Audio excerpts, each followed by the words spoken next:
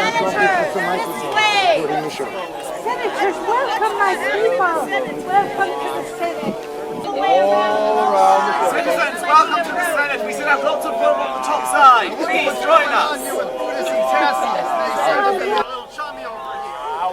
Well, I mean, we've had temporary dictators in times of war.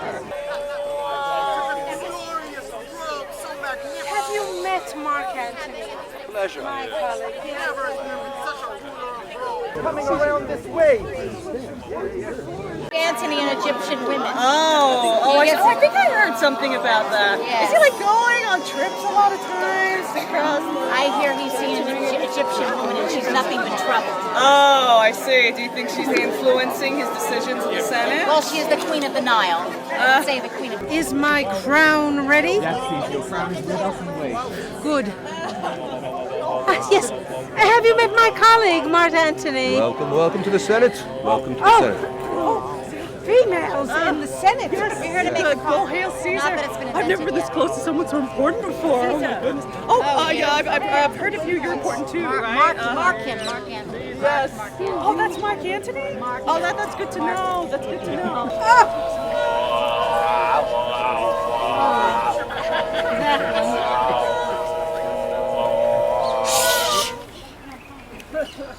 The Ides of March are come. I, Caesar, but not God. I wish your enterprise today may thrive. What enterprise? Fare you well. I fear our purpose is discovered. Casca, you're the first that raise your hand. Are we all ready? What is now amiss that Caesar and his Senate must redress? Most high, most mighty, and most I recent. must prevent thee, Casca. These couchings and these lowly courtesies may fire the blood of ordinary men and turn pre-ordinances and first decree into the law of children. But be not fond to think that Caesar bears such rebel blood that will be thawed from the true quality with that which melteth fools. I mean, sweet words, low crooked curtsies, and base spaniel fawning. Thy brother by decree was banished. And if thou dost bend and pray and fawn for him, I spurn thee like a cur before me. No, Caesar doth not wrong, nor will be satisfied without cause. Is there no voice more worthy than my own to sing more sweetly in great Caesar's ear for the repealing of my banished brother? I kiss thy hand, but not in flattery, Caesar, desiring thee that Casca's brother may have an immediate freedom of repeal. What, Brutus? Pardon, Caesar. Caesar, pardon, as low as to thy foot doth Cassius fall. I could be well moved if I were as you. If I could pray to move, prayers would move me, but I am constant as the northern star, of whose true resting and fixed qualities there is no fellow in the firmament. The skies are painted with unnumbered sparks, all are fire, and every one doth shine. But there is but one that doth hold his place. So in the world, 'tis furnished well with men, and men are flesh and blood and apprehensive. Yet, in the number, I know of but one that unassailable holds on his rank and unshaked of movement, and that I am he. Oh, Caesar! Great Caesar! Doth not Brutus bootless kneel? Speak! Hands! Forward!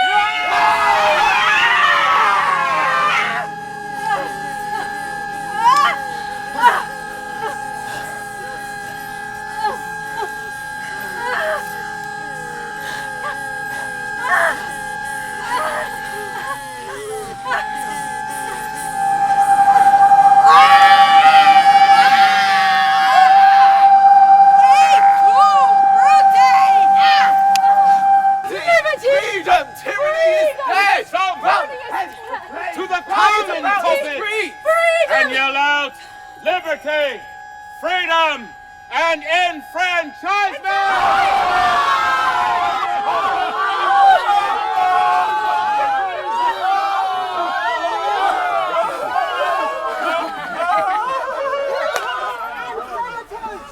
Be not affrighted!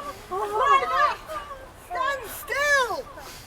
Ambition's debt is paid! No man abide the deed, but we the doer! Where is Antony? Stoop, Romans, stoop, and let us bathe our hands in Caesar's blood up to the elbows, and besmear our swords, then walk us forth, even to the marketplace, and waving our red weapons o'er our heads, let's all cry peace, freedom, and liberty! Stoop then and wash! How many ages hence shall this our lofty scene be acted over in states yet unborn, in accents yet unknown? How many times shall Caesar bleed in sport?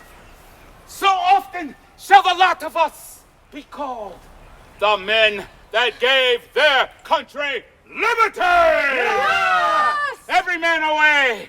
Brutus shall lead, and we shall grace his hills as the most boldest and best heart of Rome! Here comes Antony. Welcome, Mark Antony. Ah! Almighty Caesar! Dost thou lie so low? All thy conquests, glories, triumphs, spoils, shrunk to this little measure.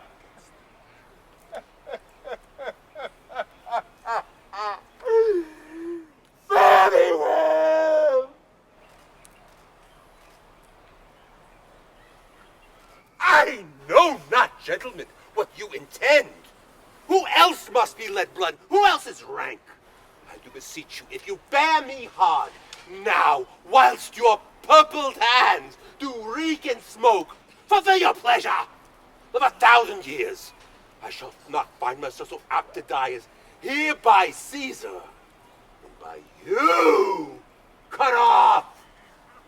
The choice and master spirits of this age. Oh, Antony, beg not your death of us, though now we must appear bloody and cruel, as by our hands and this our present act you see we do.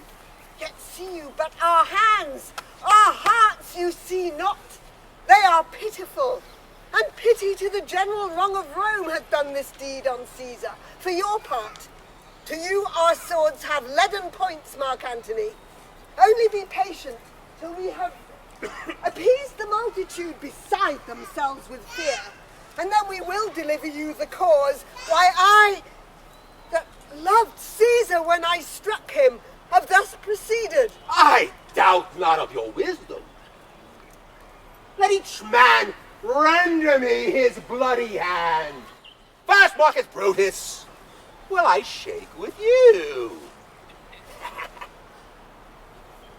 Now, Caius Cassius, I take your hand. Now this is yours. And yours, good Metellus. Yours, Cinna. And my valiant Casca. Yours. Yours, good Trebonius. Gentlemen all!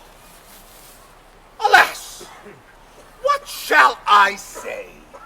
That I did love thee, Caesar? Oh, 'tis true. Pardon me, Julius. Here wast thou bade, brave heart. Here didst thou fall. And here thy hunter stand, signed in thy spoil, and crimsoned in thy lethe. Antony! Friends, am I with you all and love you all, upon this hope that you shall give me reasons why and wherein Caesar was dangerous. Or else this were a savage spectacle. Our reasons are so full of good regard that were you, Antony, the son of Caesar, you should be satisfied. That's all I seek, and moreover, suitor, that I may produce his body to the marketplace, and in the pulpit as becomes a friend, speak in the order of his funeral. You shall, Mark Antony. Brutus, a word with you. You know not what you do. Do not consent that Antony speak in his funeral. Know you how much the people may be moved by that of which he will utter. By your pardon, I will myself into the pulpit first, and show the reason of our Caesar's death. What Antony shall speak, I will protest he speaks by leave and by permission. It will advantage more than do us wrong. I like it not.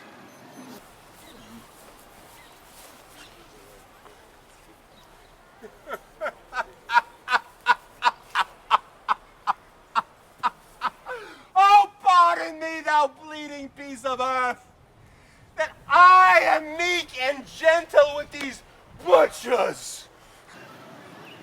Over thy wounds now do I prophesy a curse, shall light upon the limbs of men. Domestic fury and fierce civil strife shall cumber all the parts of Italy, and Caesar's spirit, ranging for revenge, shall in these confines, and with a monarch's voice, cry havoc, and let slip the dogs of war.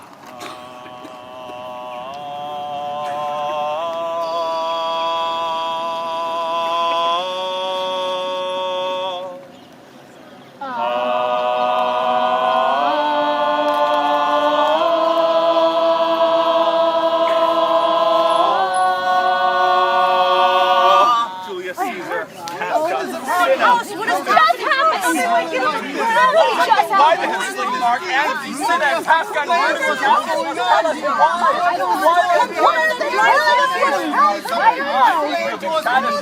I will be satisfied! I must be satisfied! Countrymen and lovers! I will hear Brutus speak. Hear me for my cause, and be silent that you may hear. The noble Brutus is ascended. Silence! If there be any in this assembly, any dear friend of Caesar's, to him I say, Brutus' love to Caesar was no less than his. If then that friend demand why Brutus rose against Caesar, this is my answer.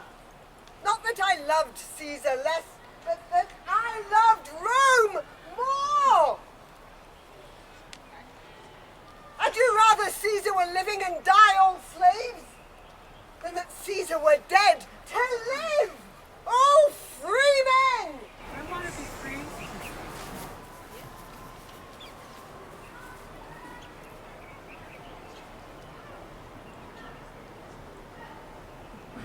As Caesar loved me, I weep for him. As he was fortunate, I rejoice at it. As he was valiant, I honor him. But as he was ambitious, I slew him. Who is here so rude that would not be a Roman, if any speak? For him have I offended. Who is here so vile that will not love his country? If any speak, for him have I offended. I pause for a reply. None, Brutus, none! Then none have I offended. Here lies his body, mourned by Mark Antony, who, though he had no hand in his death, shall receive the benefit of his dying, a place in the Commonwealth, as which of you shall not? With this I depart, that as I slew my best lover for the good of Rome, I have the same dagger for myself when it shall please my country to need my death. Give him a statue with his ancestors. him be Caesar. The better parts of Caesar shall be crowned in Brutus. Let's bring him to his house with shouts and clamor. Peace! Silence! Brutus speaks! Peace, oh, peace. Good countrymen, let me depart alone, and for my sake, stay here with Antony. Stay, Hope, and let us hear Mark Antony. I am beholding to you. What does he say of Brutus? He says, for Brutus' sake, he is beholden to us all. Twere best he speak no harm of Brutus here. Caesar was a tyrant. Nay, 'tis certain. We are blessed that Rome is rid of him. Yes. And let us hear what Antony can say.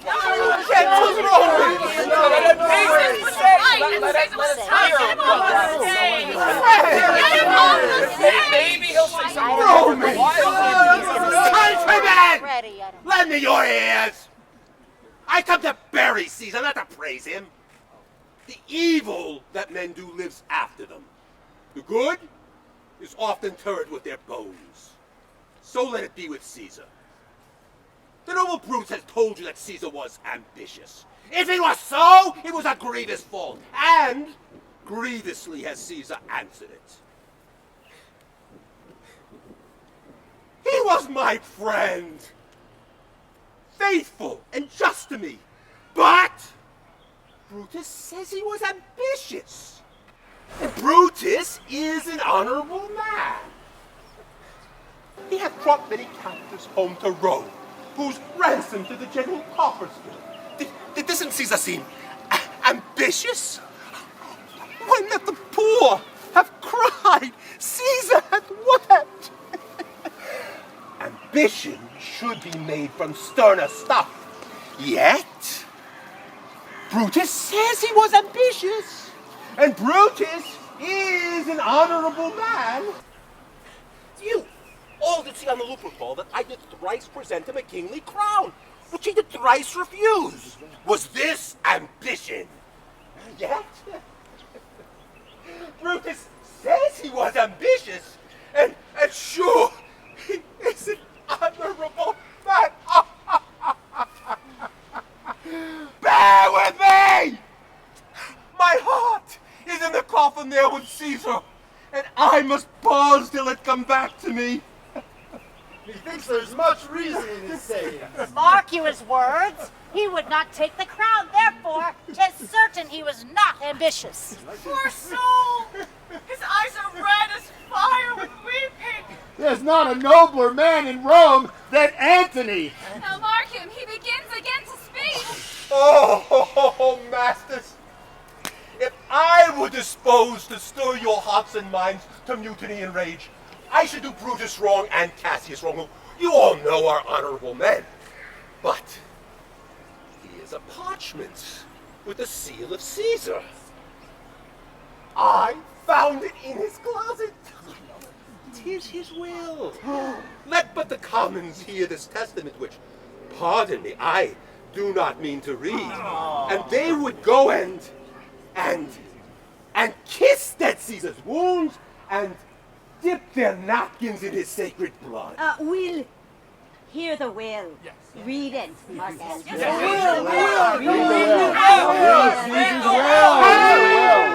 Have patience, gentle friend. I must not read it. It is not meet. You know how Caesar loved you. You are not stones. You are not wood. 'Tis good. You know not that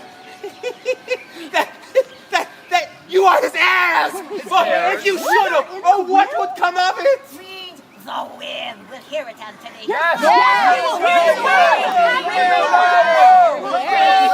will compel me then to read the will? Yes. Well, then make a ring about the corpse of Caesar.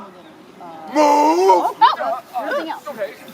Room for Antony, most noble Antony. Nay, press not so upon me. Stand far off. Oh, stand back, fair back!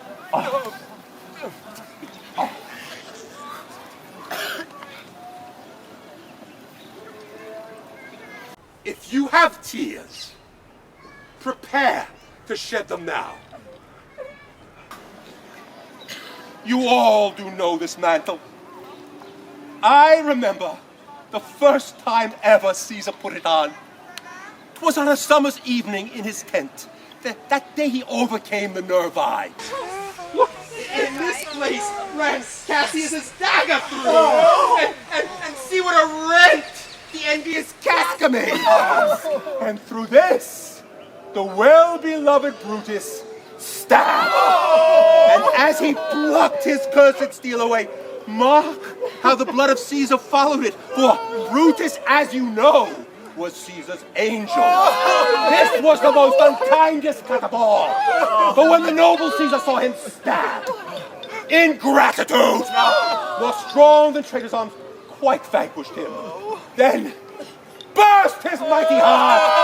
Great Caesar fell. Oh, what a fall was there, my countrymen! Woeful day, oh noble Caesar! Traitors, villains, we shall be revenged! Revenge about, seek, burn, fire, kill.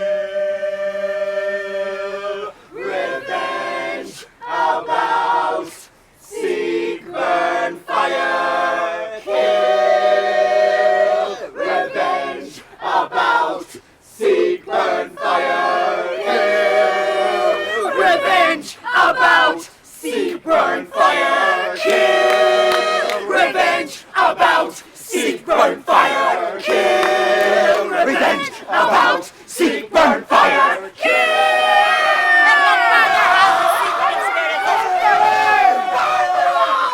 Kill them! Let me not stir you up to such a sudden flood of mutiny. They that have done this deed are honorable. What private griefs they have, alas, I know not that made them do it. I come not, friends, to steal away your hearts. I am no orator as Brutus is, but as you know me, a plain, blunt man that loved my friend, and that they know full well that gave me publicly to speak of him. I tell you that which you yourselves do know.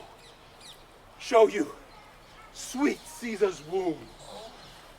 Pour the mouth, and bid them speak for me.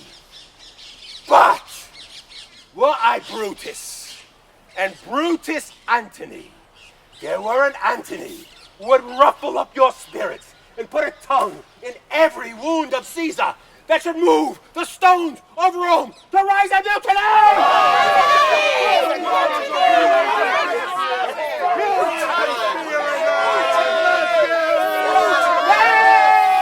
Hear me, countrymen. Yet, hear me speak. You forget the will I told you of. The will! Let's stay and hear the will. Yes. Okay. To every Roman citizen he gives 75 drachma. Most noble Caesar will revenge his death! Royal Caesar!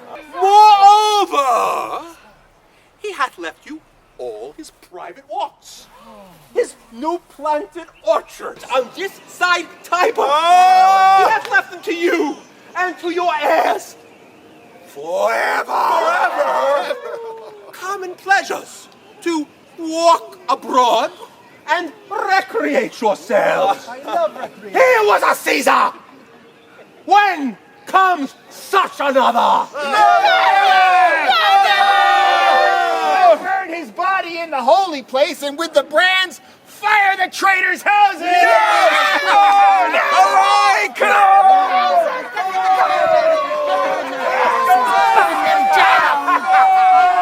Now let it work!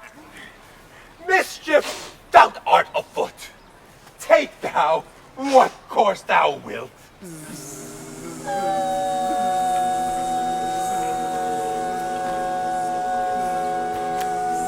Tonight that I did feast with Caesar, and things unlucky charged my fantasies. I have no will to wander forth of doors, yet something leads me forth. What is your name?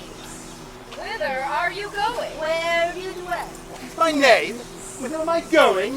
Where do I dwell? Proceed directly! Directly, I am going to Caesar's funeral.